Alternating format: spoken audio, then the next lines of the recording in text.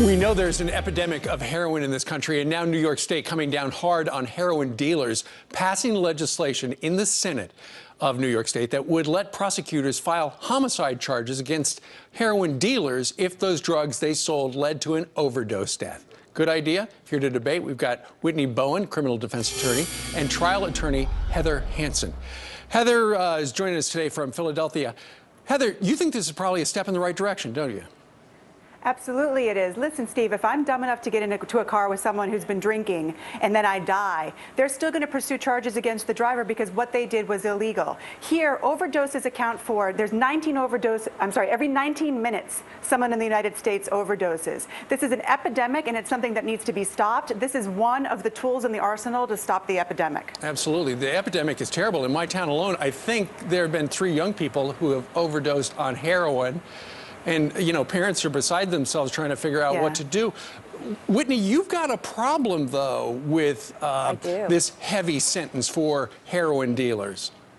I do. You know why? Because this is not a deterrent. This is not going to solve anything. The truth is, we're in an economic recession. And when the economy fails, drugs are a growth industry. Go in a poor neighborhood, show me 1,000 heroin dealers, I'll show you 1,000 more that will step in to take their place when you take them out and put them in prisons.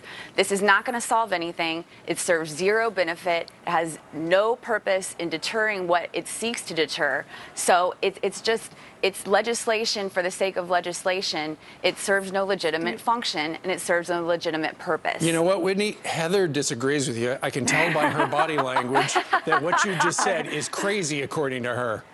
Well, listen, the State Department has recognized that heroin is a big, huge pocketbook for the terrorism industry. So if we can trace this up from the dealer to the supplier, we can cut it off at the source. The best way to do that is to give DAs the ability to create plea deals. So if you say to a dealer, listen, you're going to spend the rest of your life in jail unless you tell me where you're getting your heroin, it's a huge help in trying to stop this horrible thing that, as you said, Steve, is killing so many. Hey, you know what, Whitney? I disagree. Whitney, I disagree with what you said earlier. I think it is a deterrent. I think there are not, you know, we're not cracking down on heroin dealers enough. So if you know that you could go to prison for the rest of your life for selling it, I'd stop selling it.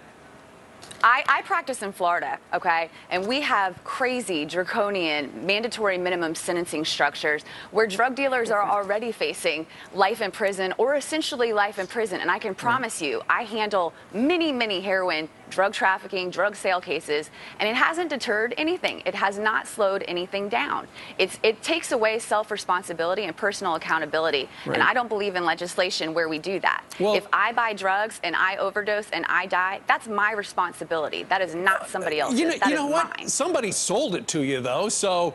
You know, the message is, and Heather will give you Heather will give you the final word. The message is, if you sell somebody heroin and they die from the heroin, you could go to prison forever.